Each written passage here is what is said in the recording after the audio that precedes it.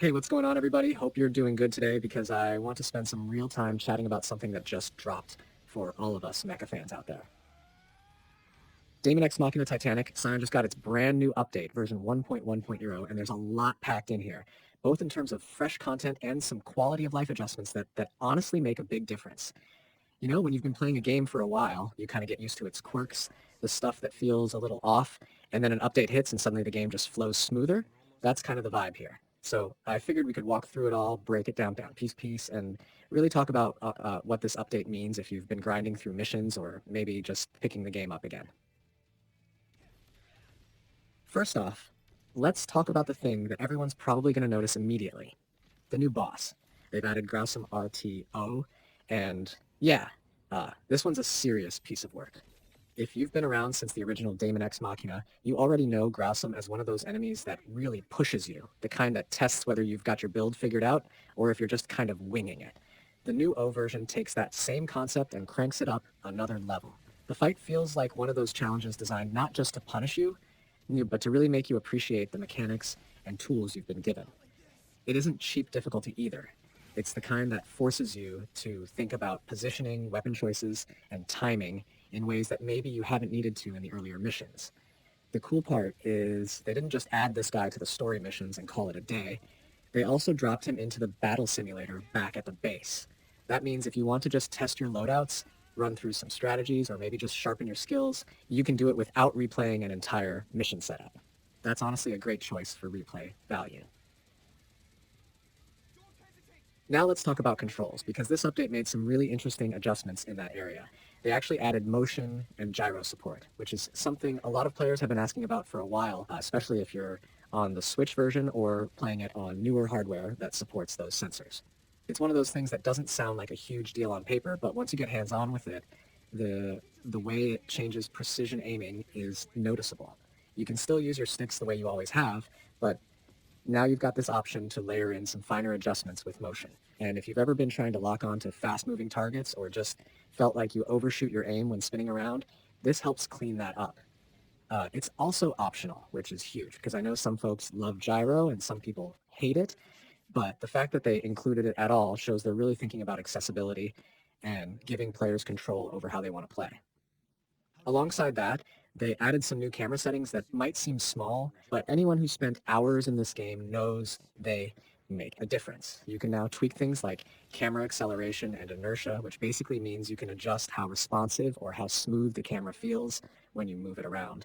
There are also independent sliders for horizontal and vertical sensitivity, which is one of those features that feels like it should have been there from the beginning, but hey, better late than never, because sometimes you want your vertical speed to feel tighter when tracking airborne enemies, but you don't necessarily want your horizontal to be that twitchy. Giving us that freedom means more players can fine-tune the game to feel just right for them, and in a high-speed mech shooter like this, that really matters. One of the things I noticed too is they made some adjustments to early missions, and I think that's really smart. Specifically, in the bout with Ash, you can now actually pick up weapons inside the Coliseum. It might sound like a minor tweak, but for new players, it's going to make that mission flow better and be less punishing. Those early encounters set the tone for how you feel about the game, so making them a little more forgiving or a little more engaging goes a long way toward keeping people hooked instead of frustrated. Another area that got some attention is online play. They adjusted how wreckages and then communication frequency are displayed, which might not sound flashy, but it does mean better loading times and smoother sessions when you're playing online. If you've ever jumped into co-op or multiplayer missions and felt like things just took forever to sync up, this should help reduce that. They also tweaked some mission container placements, like in subject job off or heavy lifting.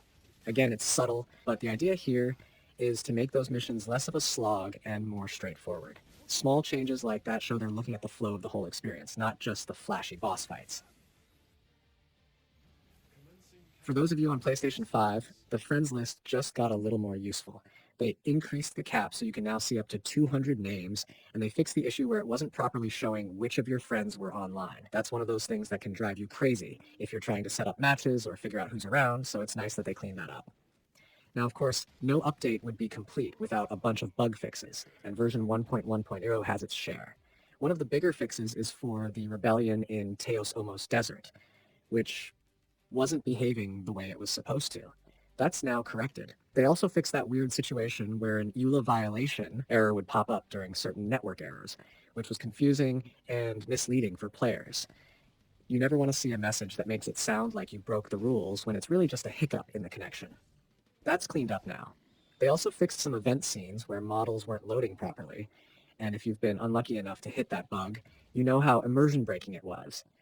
There were also fixes for supply bases that became unusable, and they patched the issue with battle music not stopping in specific situations.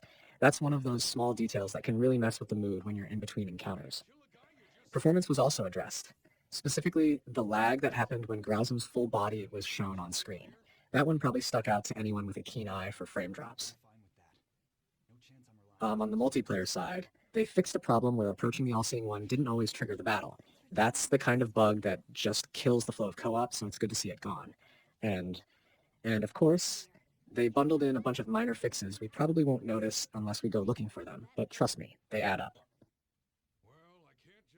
What I really appreciate about this patch is that it feels like Marvelous and First Studio are actually paying attention to player feedback.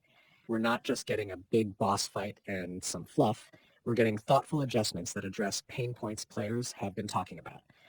Whether it's better control options, fixes for online, or tweaks to mission flow, it feels like a step toward making Titanic Scion the most polished version of Daemon X Machina yet. And it makes me curious about what's next, because they've already talked about having a roadmap of updates planned for this game. If 1.10 is setting the tone, then future patches might keep layering in not only content, but meaningful improvements to the core experience. So let's talk about the impact this has if you're someone jumping back into the game now. Maybe you played the original release, maybe you skipped around, maybe you're completely new to Titanic Scion. This update is one of those moments where it feels like the developers are giving both veterans and newcomers reasons to stick around.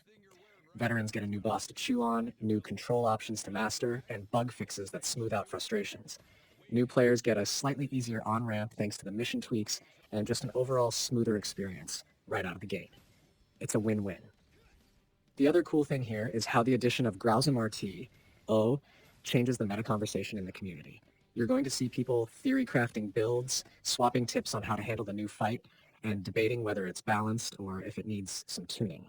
That kind of stuff keeps a game alive. Having a new challenge boss at this point in the game's life cycle is a smart move because it gives the hardcore players something to sink their teeth into while everyone else enjoys the other improvements. For me personally, the gyro support and camera customization are probably the unsung heroes of this update. I can't tell you how many games I've played where I just wished I could set horizontal sensitivity different from vertical, or where motion aiming would have made those tricky shots more satisfying. Having that here makes the game feel more modern, more adaptable, and just more comfortable. And when you're talking about a fast-paced action game where split-second decisions matter, comfort equals performance.